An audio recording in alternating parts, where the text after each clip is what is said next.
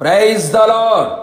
నీతిమంతుడును నీతిని ప్రేమించువాడైన యేసుక్రీస్తు ప్రభుల వారి అతి శ్రేష్టమైన నామములో ఆయన నీతిని అనుసరించు వారందరికీ అన్ని విషయములలో శుభము కలుగునుగాక.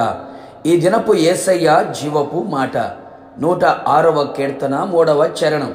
ఎల్లవేళల నీతి అనుసరించి నడుచుకొనువారు ధన్యులు. సదాకాలము ఆయన యందే గురి నిలుపుకొని ఈ ఆత్మీయ యాత్రలో నడిపించబడుచున్న నా దేవుని చేత ప్రేమించబడిన వారలారా, మన జీవితము క్రీస్తునందు ధన్యమైనదిగా ఉండాలి. ధన్యులుగా మనము జీవించాలి. అందుకే లేఖనం ఇలాగూ సెలవించెను, ఎల్లవేళలా నీతి అనుసరించి నడుచుకొనువారు ధన్యులు అని. కావున నా దేవుని చేత పిలువబడి ఏర్పరచబడిన వారలారా, మనము అన్ని వేళలా అనగా ఎలాంటి పరిస్థితుల్లో ఉన్నప్పటికీ శ్రమలు, శోధనలు, ఇరుకులు, ఇబ్బందులు, కష్టాలు, కన్నీళ్లు, రోగములు, ప్రతికూలమైన ప్రతి పరిస్థితులు, ఒంటరిగా ఉన్న, 10 మంది మధ్యలో ఉన్న, సంఘములో ఉన్న, సమాజంలో ఉన్న, ఎలాంటి పరిస్థితుల్లో ఉన్నప్పటికీ మనం పొందుకున్న నీతిని అనుసరించి నడిచి ధన్యులముగా మార్చబడెదము. మన నీతి కాదు గాని యేసయ్య ద్వారా కలిగే నీతిని పొందుకొనేదము. మన స్వనీతి దేవుని దృష్టిలో మురికి గుడ్డ లాంటిది. సకల దుర్నీతి పాపము గనుక నీతిమంతుడైన యేసయ్య రక్తముతో కడగబడి నీతిని పొందుకొనేదము. పాప క్షమాపణ నిమిత్తమే బాప్తీసం పొంది నీతిని ధరించుకొనేదము.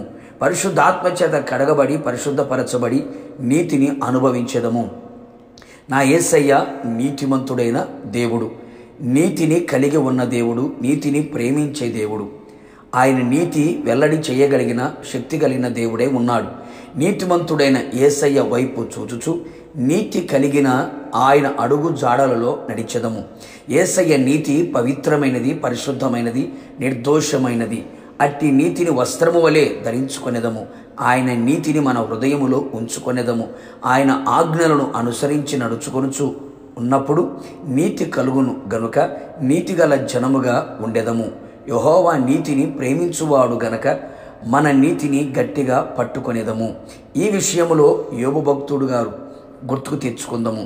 తన జీవితంలో ఎదురైన కష్టాలు, నష్టాలు, అవమానములు, దూషణలు సర్వమును కోల్పోయినా, ఏమీ లేనివాడిగా ఒంటరిగా నిలిచిపోయినా తాను పొందిన నీతిని విడువక గట్టిగా పట్టుకొనెను. అందుకే చరిత్ర పుటల్లో నిలిచెను. సువర్ణ అక్షరములతో అతని గురించి పరిశుద్ధాత్మదేవుడు చక్కగా లిఖించెను.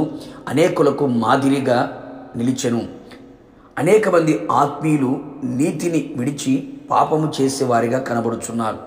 దేవుని కోపమునకు గురవుచున్నారు. కావున నా దేవుని చేత ప్రేమించబడిన వారలారా, నీతి కొరకు ఆకలి దప్పులు గలవారమై నీతి కొరకు హింసింపబడినను నీతిని విడువక నీతిని అనుసరించి నడిచెదము. నీతిమంతుడైన యేసయ్య వలె మారెదము. నీతిగల పట్టణములో ప్రవేశించెదము. ధన్యులమైన ఇహమందు ప్రభుతో కూడా నిలిచెదము. ప్రార్థన. అత్యంత కృపగలిగిన మా ప్రియ పరలోకపు తండ్రి, నీ పరిశుద్ధమైన పాదములకి స్తోత్రములు చెల్లించుచూ ఉన్నాం. మరొక్క మారు మీ పాద సన్నిధిలో నిలిచి మీ జీవపు మాట చేత తృప్తిపరచబడ్డానికి, బలపరచబడి హెచ్చరింపబడ్డానికి సహాయం చేశారు. అవును తండ్రి, మా ఆత్మీయ యాత్రలో ఈ విశ్వాసపు పరుగులో ఎల్లవేళలా నీతి అనుసరించి నడుచుకునే వారిగా ధన్యులుగా ఇహపరమందు కనబడినట్లుగా సహాయం చేయండి. మా నీతి కాదు స్వామి, మీ ద్వారా నీతిని పొందుకొని మీ నీతిని ధరించుకొని మీ నీతిని కలిగిన వారమై నీతి కలిగిన అడుగు జాడల్లో నడిపించబడుతూ మీరు అక్కడ సిద్ధపడినట్లుగా, ధన్యులుగా మార్చబడినట్లుగా, మీ కొరకు సాక్షిగా బ్రతుకున్నట్లుగా కృప మెండుగా నిండుగా దయచేసి మహిమ పొందమని, రాకడకు సిద్ధపరచమని యేసు నామములో అడిగి పొందుకొని ఉన్నాము తండ్రి, ఆమెన్. నిశ్చయముగా మీరును మీ కుటుంబ సభ్యులందరూ నీతిని అనుసరించి ఎల్లప్పుడూ నడిపించబడదురుగాక. God bless you.